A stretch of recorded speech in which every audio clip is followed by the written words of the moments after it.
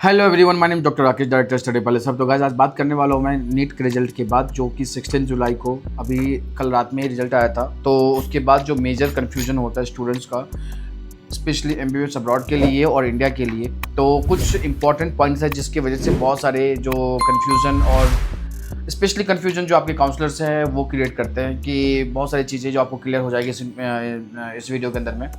तो first of all ये है कि बहुत सारे लोगों को लगता है कि नीट क्वालिफाई नहीं है तो बाहर से जाके लाइसेंस लेके आ जाएंगे तो इंडिया में आप प्रैक्टिस कर सकते नहीं।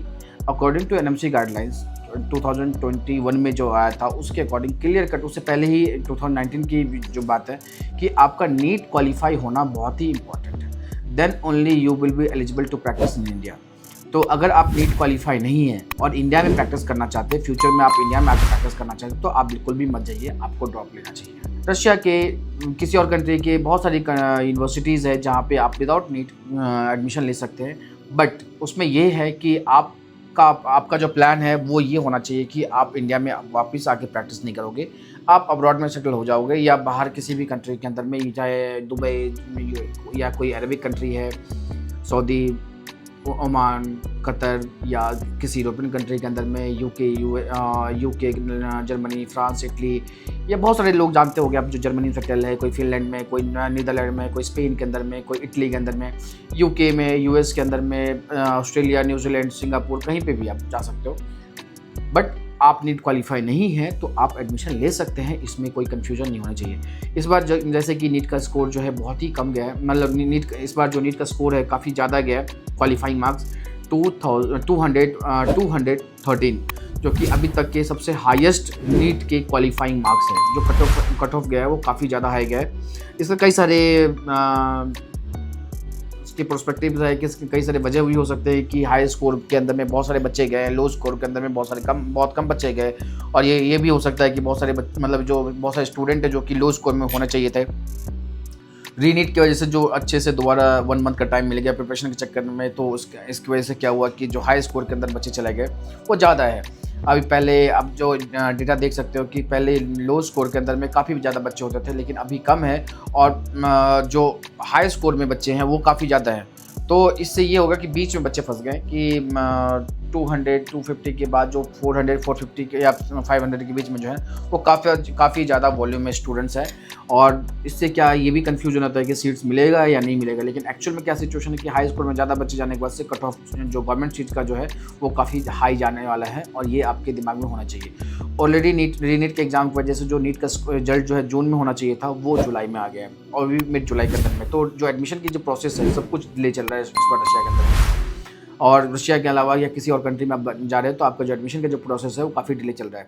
तो अभी तक 2 इंपॉर्टेंट पॉइंट है कि आप बिना नीट क्वालिफाई हैं और आपको इंडिया में आके प्रैक्टिस करना है तो आप एडमिशन ना लीजिए, आपको ड्रॉप लेना चाहिए।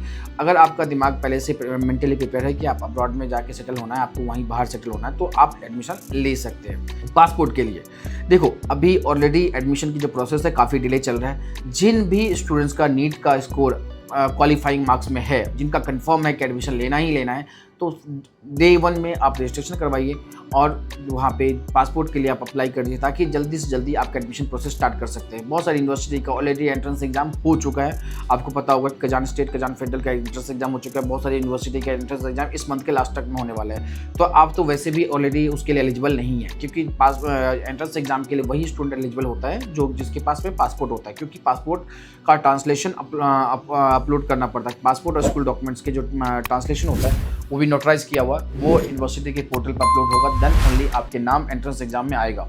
तो जो यूनिवर्सिटी आपकी मिस हो चुकी है, या जो आने वाली यूनिवर्सिटी जिसके एंट्रेंस एग्जाम कंडक्ट होने वाला है जिसमें आपका नाम नहीं आएगा, तो आपके लिए अभी ऑप्शन है कि बहुत सारी और भी यूनिवर्सिटीज़ हैं, वहाँ के लिए आपको अप्लाई करना है, कंफर्म एडमिशन करवाना है। तो प्लीज़ सबसे पहले फर्स्ट प्रायोरिटी पे आप पासपोर्ट के अप्लाई कीजिए, ताकि आपके एडमिशन को जो एडमिशन की जो प्रोसेस है वो सिक्योर हो सके। और उसके लिए आप अगर एडमिशन करवा लेते हैं तो एडमिशन लेटर आ जाएगा, तो जब डॉक्यूमेंट वेरिफिकेशन में जाओगे तो वो सपोर्टिव डॉक्यूमेंट लगा सकते हो, ताकि आपके प्रोसेस को थोड़ा सा जल्दी स्मूथली प्रोसेस को पासपोर्ट ऑफिस कंसिडर करता है। एक और इम्पॉर्टेंट चीज़ है कि बहुत सारी यूनिवर्सिटीज़ के अंदर में आपके इन्विटेशन लेटर इशू होने से पहले या एग्ज़ाम के जस्ट पास होने के बाद कॉलेज की फ़ी पेमेंट करना पड़ता है। जी हाँ, अगर आपको बहुत सारे लोग बोले कि नहीं कॉलेज की फ़ी जाने के बाद पेमेंट करता है, नहीं, मैं आपको कम से कम 10 यूनिवर्सिटी के नाम बता सकता हूँ, जहाँ पे जस्ट आफ्टर एंट्रेंस एग्ज़ाम या जस्ट आफ्टर जो भी वहाँ पे एग्ज़ाम होगा एडमिशन के लिए, उस एंट्रेंस एग्ज़ाम पे आपका नाम प्रिकाज में आ जाता है कि आपका नाम कन्फर्मेशन लिस्ट में आ जाता है कि आपका एडमिशन हो चुका है। तो फिर आपकी दगावोर बनेगा, दगावोर में कॉन्ट्रैक्ट पेपर बनता है और फिर आपको कॉलेज की फ़ी पेमेंट करना पड़ता है। जो बच्चे कॉलेज की फ़ी पेमेंट करते हैं उन्हीं बच्चों का इन्विटेशन लेटर इशू होता है, अदरवाइज़ यूनिवर्सिटी इन्विटेशन लेटर नहीं देगी। तो उसका एक टाइम ड्यूरेशन होता है। तो आप प्लीज़, मैं आप लोगों को बता दूँ कि बजट का प्रिपेयर कर लो, फंड की अरेंजमेंट कर लो, क्योंकि कॉलेज की फ़ी आपको पेमेंट करनी ही है। तो आप चाहो तो अपनी कॉलेज की फ़ी खुद भी डायरेक्टली पेमेंट कर सकते हो रूबल्स के अंदर में, आपकी कॉन्ट्रैक्ट अमाउंट के बेसिस पे।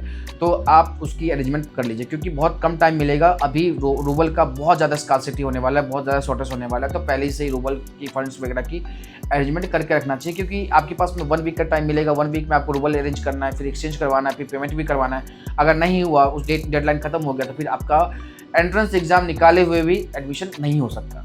तो ये सारी चीज़ें इंपॉर्टेंट चीज़ है, जो कि अभी इमीडिएट बेसिस पे आपको बहुत ही इंपॉर्टेंट और बहुत ही स्ट्रिक्टली, मतलब समझ लो कि इसको दिमाग में बैठा लो, तभी आपका एडमिशन हो सकता है। नहीं तो सब कुछ होने के बावजूद भी आप एंट्रेंस एग्जाम करवा भी रही है, लेकिन आपका पेमेंट सही टाइम पे नहीं हुआ, तो आपका एडमिशन कंफर्म नहीं हो पाएगा। ठीक है, तो गाइस ये सारी इन्फॉर्मेशन है मेरे हिसाब से अभी बहुत ज़्यादा इंपॉर्टेंट, जो प्रायोरिटी बेसिस पे। इसके अलावा कुछ भी और क्वेरीज है जो भी आपके दिमाग में चल रहा है, तो प्लीज़ कमेंट में क्वेश्चन पूछ सकते हैं, ताकि मैं नेक्स्ट वीडियो में इसको कवर करने की कोशिश करूँगा।